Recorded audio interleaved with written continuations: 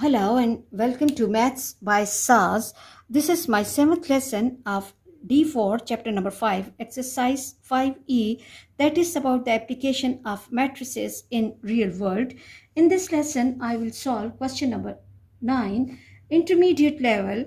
Let me read the question from the book. Question 9 says that find the inverse of the matrix 7 2 minus 11 and minus 3 and use it to solve the simultaneous equations 7x minus 11y, 7x minus 11y equals to 10 and 2x minus 3y, 2x minus 3y equals to 3, and then we have to explain why when we are applying the method it fails on the equations 3x plus 2y equals to 7 and 6x plus 4y equals to 14.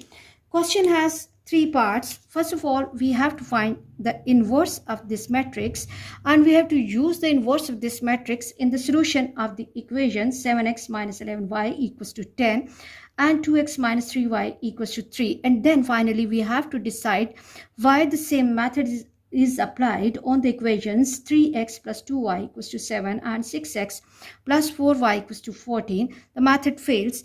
As the question has three requirements, so we'll be going one by one and we'll be discussing the question one by one, one of the important concepts of your O-level examination. And this question is similar to question number 7, 8 and 10 that we discussed in our previous class.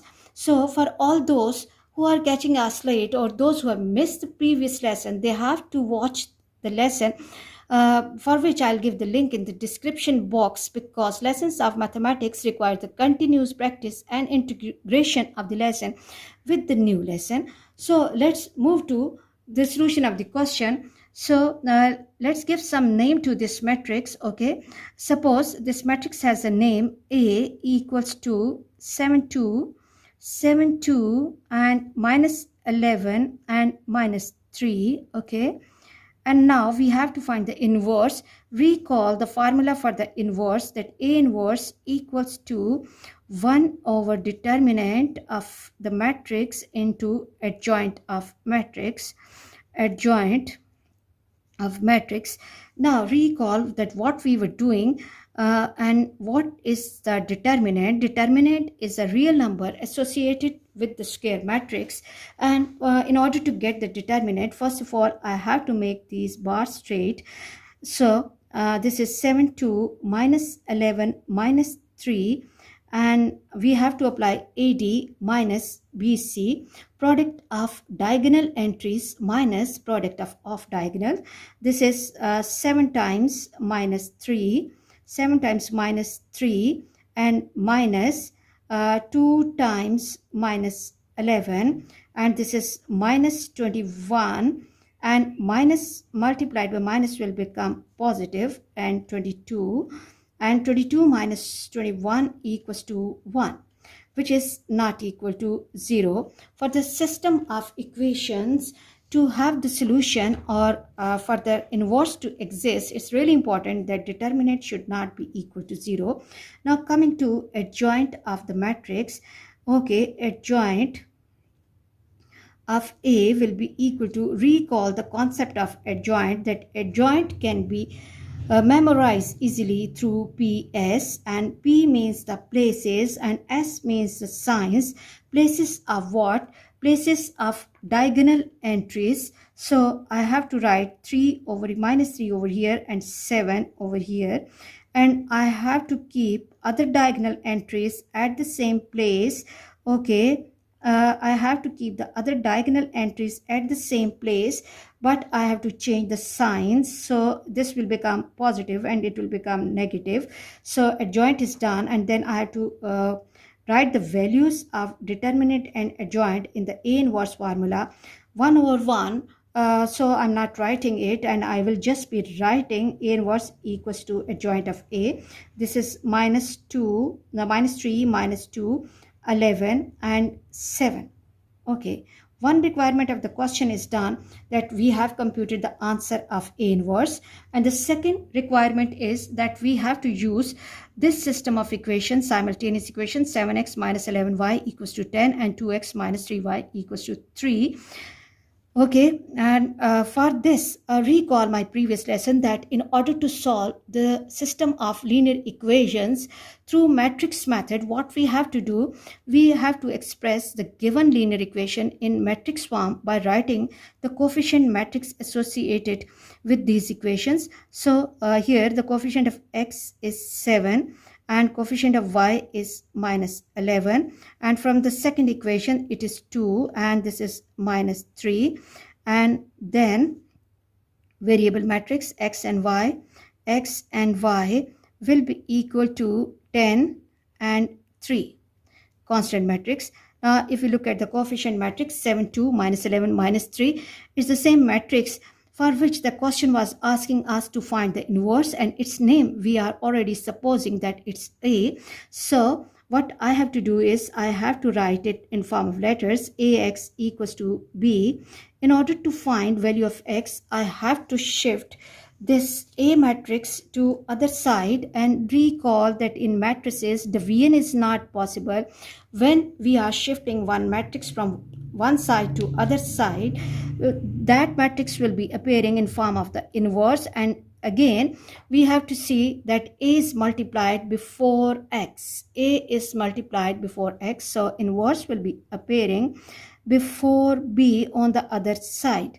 Now answer of A inverse we already have calculated, that is minus 3, minus 2, 11 and 7, and I have to multiply this by 10 and 3. Then what we have to do, we have to first confirm whether multiplication is possible or not. Order of first matrix is 2 by 2 and order of the second matrix is 2 by 1.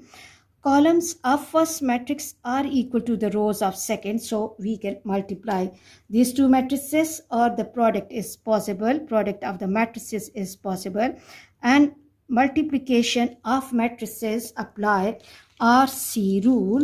RC rule, and what does RC mean? That rows of first have to be multiplied by the columns of second.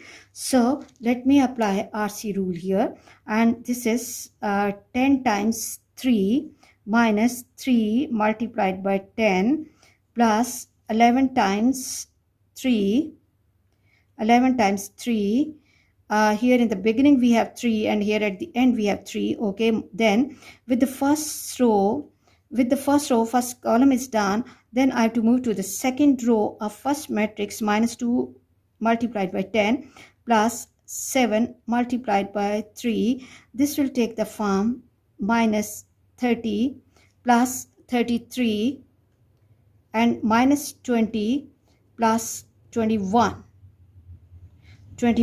and now I have to solve the entries. When I'm taking away 30 from 33, I'm getting 3, and 21 minus 20 is 1. So X matrix is 3 and 1, and the solution for this question is, let me write the solution here, X equals to 3 and Y equals to 1. This is the point of intersection for these simultaneous equations. And now look carefully, because the determinant is not equal to 0, therefore we are getting the unique solution. Coming to the situation that says that we have to explain why the method fails when we are applying it to the equations 3x plus 2y, 3x plus 2y equals to 7 and 6x plus 4y equals to 14. Okay, now if we look at the second equation carefully, and I'm writing the second equation here, 6x plus 4y equals to 14.